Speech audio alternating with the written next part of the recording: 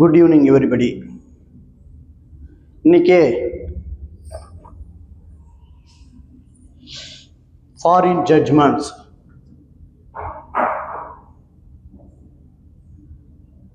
Foreign judgments சிபிஎஸ்சியில் very important title இது. Foreign ஜட்ஜ்மெண்ட்னா என்ன? ஃபாரினில் வெளிநாட்டில் கொடுக்குற தீர்ப்பு ஃபாரின் ஜட்ஜ்மெண்ட்டு. அதே நம் நாட்டில் கொடுக்குற, நம்ம ஏரியாவில் கொடுக்குற தீர்ப்பு, நம்ம ஏரியாவில் நம்ம அதிகாரத்து எல்லைக்கு உட்பட்ட நீதிமன்றத்தில் தீர்ப்பு வழங்குறது அது தீர்ப்பு, உள்ளூர் தீர்ப்பு.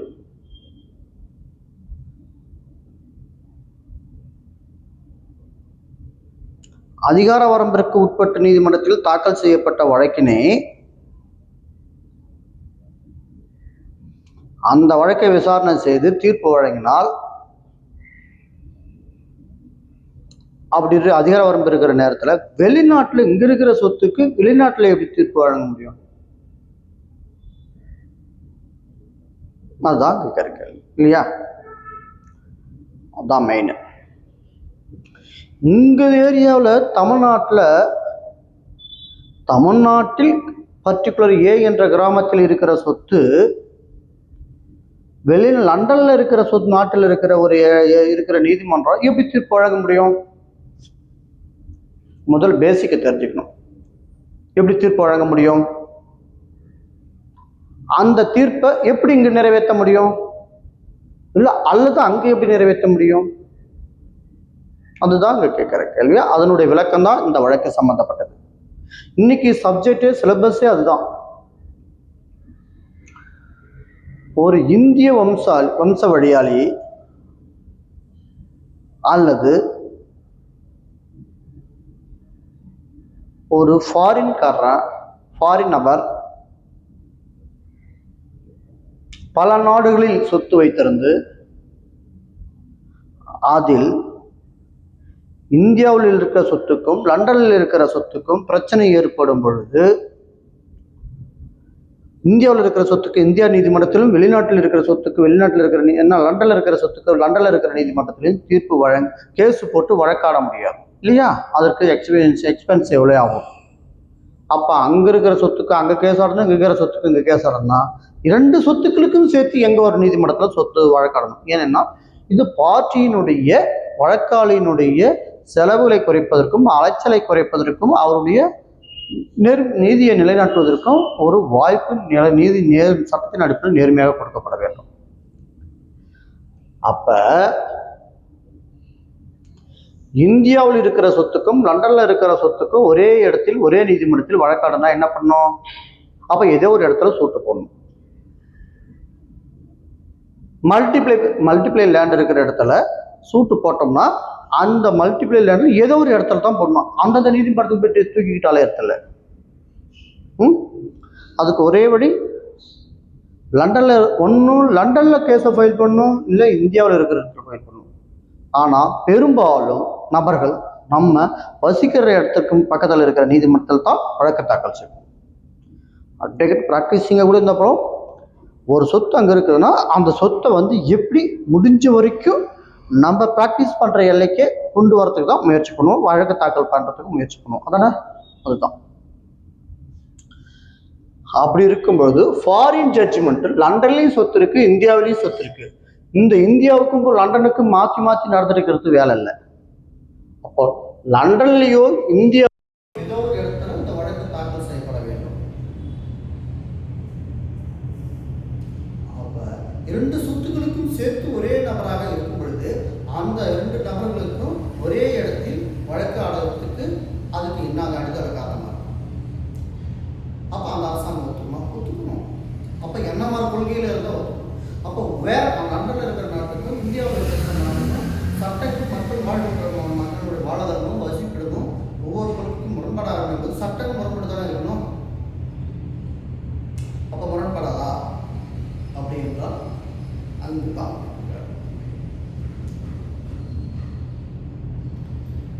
ஒரு ஃபாரின் கோர்ட்ல ஒரே இடத்துல நீதிமன்றத்தில் ஃபாரின்ல இந்த கேஸ் இந்தியாவில் இருக்கிற சொத்துக்கும் லண்டனில் இருக்கிற ஒரு வெளிநாட்டில் இருக்கிற சொத்துக்கும் எல்லாம் சேர்த்து ஒரே நீதிமன்றத்தில் வழக்கு தாக்கல் செய்ய வேண்டும். என்றால் அந்த நீதிமன்றத்தில் இந்தியாவில் இருக்கிற சட்டத்தை அந்த நாட்டிலும் பின்பற்றிருக்க வேண்டும். இந்தியாவில் இருக்கிற சட்டத்தையும், இந்தியாவில் இருக்கிற சிவில் உரிமையல் சட்டத்தையும் அந்த நாட்டில் இருக்கிற உரிமையல் சட்டத்தையும் இரண்டாக ஒரே கோவையில் இருக்கும் பொழுது சில விதிகளுக்கு உட்பட்டு இருக்குது என்றால், சில மாற்றங்கள் இருக்குது என்றால் அதனை தவிர்த்து விட்டு பாதி எடுத்துக்கொள்ளலாம். இல்லை இந்தியாவில் இருக்கிற சட்டமும் லண்டனில் இருக்கிற சட்டமும் ஃபுல்லுமே பொருந்துது அப்படி என்றால் அது மிக மிக எலிஜிபிலிட்டி. அதுவே பாதி கொண்டு ஒத்து வருது, பாதி கொண்டு ஒத்து வராமல் போகுது என்றால் அது எவ்வளோக்கு அவ்வளோ தள்ளுபடியாகோ எவ்வளோக்கு அவ்வளோ ஒத்து வரையோ அதை நீக்கிவிட்டு ஒத்துவதை மட்டும் நிறைவேற்றப்பட வேண்டும். சில விதிகளுக்கு உட்பட்டிருக்க வேண்டும். அதுதான் இந்த 10 பாயிண்ட்ஸ்.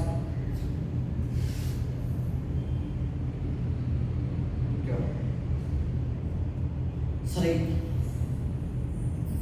சில காலம் இத்தனை ஆண்டுகளுக்கு ஒரு 5 வருஷம் நான் அங்கே தான் இருப்பேன்,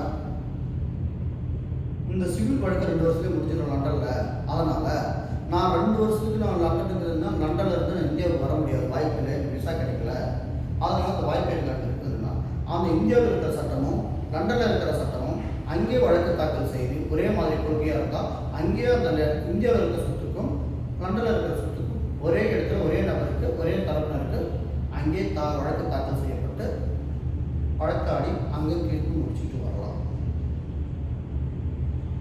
அப்போ 5 வருட காலம் கழிச்சு பிறகு அந்த லண்டனில் இருக்கிற தீர்ப்பை வாங்கிட்டு வந்து இந்த இந்தியாவில் இருக்கிற நீதிமன்றத்தில் தாக்கல் செய்து நிறைய எக்ஸிபிஷன் நிறைவேற்றும் போது தாக்கல் செய்ய முடியுமா அப்படி என்றால் முடியும். அதுதான் ஓகேவா, முடியும். அப்ப 10 விதிமுறைகளுக்கும் சில சில கட்டுப்பாடுகளுக்கும் உட்பட்டு தான் அந்த நீதிமன்றத்தில் தாக்கல் செய்ய சொல்லப்பட வேண்டும். அந்த நீதிமன்றத்தில் ஃபாரின் ஜட்ஜ்மெண்ட் ஆட்டோமேட்டிக்லி பைண்டிங் அல்ல. ஆனால் அந்த ஜட்ஜ்மெண்ட் கட்டாயத்தின் அடிப்படையில் நிறைவேற்றுன்ற அவசியம் எனக்கு கிடையாது. நிறைவேற்றியாகணும் அப்படின்ற டைமும் இல்லை, நிறைவேற்ற முடியாதுன்னு சொல்ல முடியாது. உறுதினா நிறைவேற்றணும், உறுதியும் இல்லை.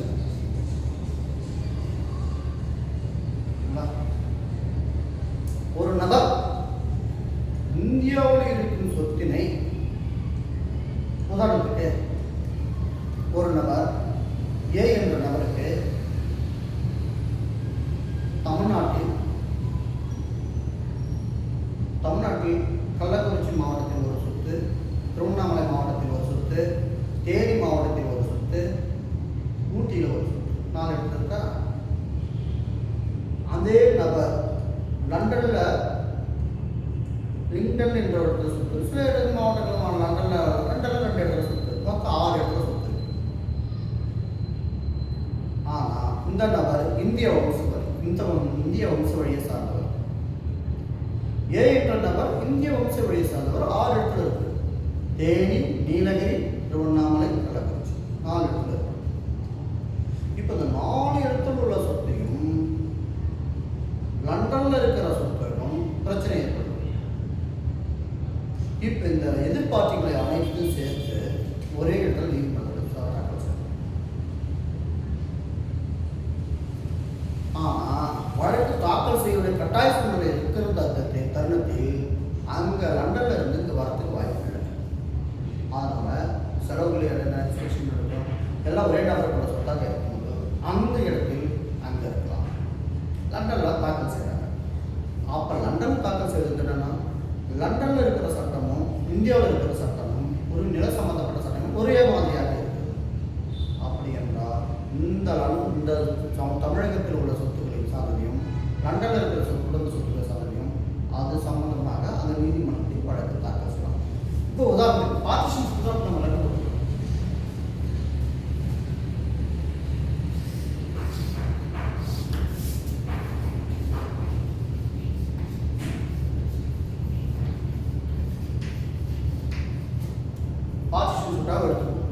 குடும்பத்தில் லண்டன், தமிழ்நாடு, இந்தியா அப்படின்ற லண்டனில் எல்லா தமிழ்நாட்டிலும் இருக்கும்போது அந்த மாதிரி இடத்துல ஒரே நீதிமன்றத்தில் இருந்தால் அந்த நபர் அங்கிருந்து தீர்ப்பை நிறைவேற்றார். வழக்கு தாக்கல் செய்கிறது, பிரதிவாதிகளுக்கு சம்மன் போகுது, அவங்க எல்லாம் ரிசீவ் பண்ணுறாங்க, வழக்கு வச்சு நடத்துகிறாங்க. சரி, அங்கே தீர்ப்பும் வழங்கியாச்சு. அந்த தீர்ப்பை எடுத்துக்கிட்டு நேரம் இங்கே வராங்க. இப்போ காலகட்டம் முடிஞ்சு இங்கே வராங்க. அப்போ இவங்க எந்த எல்லையில் வச்சு அந்த தீர்ப்பை நிறைவேற்ற முடியும்? திருவண்ணாமலையா, கள்ளக்குறிச்சிலையா, தேனிலையா, ஊட்டிலையா? இந்த 4 அதிகார வரம்புக்கு உட்பட்ட மாவட்டத்திலும் எந்த மாவட்டத்திலும் நிறைவேற்றலாம். இதே வழக்கில் லண்டனில் நிறைவேற்றலாம். அப்படி வழக்கை நிறைவேற்றும் போது தான் சில விதிமுறைக்கு உட்பட்டிருக்க வேண்டும். அது ஃபாரின் ஜட்ஜ்மெண்ட் ஆட்டோமேட்டிக்கலி பைண்டிங் அல்ல. செக்ஷன் 66 எக்ஸெப்ஷன் மிகவும் முக்கியம். ஃபாரின் கோர்ட் காம்படன்ட் ஜூரிஸ்டிக்ஷன் கொண்டிருக்க வேண்டும். ஜட்ஜ்மெண்ட் மெரிட்ல கொடுத்துருக்க வேண்டும். இந்த ஆப்போசிட் ரீசன்ஸ் கண்டிப்பாக கொண்டிருக்க வேண்டும். இந்த ஃப்ராட் ஜட்ஜ்மெண்ட்ஸ் இந்தியாவில் கன்க்ளூசிவ் அல்ல. ஒரு அந்த ஃப்ராட் இல்லை, நீ வேணும்னே ஃப்ராடு பண்ணி அடுத்த சொத்து வாங்குறேன்னா அந்த ஃப்ராடு பண்ணி ஜட்ஜ்மெண்ட் வாங்கினா அது ஒரு ஃப்ராடாக நடந்து நிறைவேற்ற முடியுமான்றது அதுக்கு ஒரு விதிமுறை கொடுத்துட்டு அதை கண்டுபிடிக்கிறது. அந்த ஜட்ஜ்மெண்ட்டுக்கு இந்த வழி இல்லை. ஃப்ராடாக வாங்கின ஜட்ஜ்மெண்ட்டை இங்கே வந்து வாங்க. சரி, ஃபாரின் ஜட்ஜ்மெண்ட் இந்தியாவில் சட்டத்திற்கு எதிராக இருந்தால் அவை செக்ஷன் 13B பிரச்சனை ஏற்படும். முரண்பட்ட தீர்ப்பாக இருந்தால், முரண்பட்ட லாவாக இருந்தால், முரண்பட்ட கொள்கையாக பின்பற்றப்பட்டால், இந்தியா சட்டத்துக்கு முன்படாக என்றால் முழுமையாக முன்பட்டால் முழுமையாகவே ஜட்ஜ்மெண்ட் செல்லாது. கால் பங்கு கால் என்றால் அந்த கால் பங்கு மட்டும் ரத்து செய்துவிட்டு மீதி இருக்கிறத நிறைவேற்ற முடியும். இல்லை பாதிக்கு பாதி முரண்படுது என்றால் அந்த பாதியானதை மட்டுமே முரண்பட்டுட்டு மீதி இருக்கிற கொள்கை இந்தியா சட்டத்துக்கு உட்படுது முரண்படாமல் இருக்கிறது என்றால் அதை நிறைவேற்றப்படலாம். ஓகேவா? சட்டத்துக்கு உட்பட்டு ஒரே மாதிரி கொள்கை நிறைவேற்றலாம், முழுமையாக நிறைவேற்றலாம். செக்ஷன் 14 அது என்னன்னா ஃபாரின் ஜட்ஜ்மெண்ட் நகலை வைத்துக் கொண்டு நிறைவேற்றலாம். பிரிஸ்கிரிப்ஷன் ஒரிஜினல் கொடுக்கப்பட்ட நகல்கள் கருதி அதனுடைய நகலை நம்ம நிறைவேற்றலாம். அது இருந்தாலும் அது போன்ற எக்ஸெப்ஷன் உட்பட்டு செக்ஷன் 44A பிரகாரம் இந்தியாவில் டிகிரியை நிறைவேற்றலாம். நிறைவேற்றலாம்.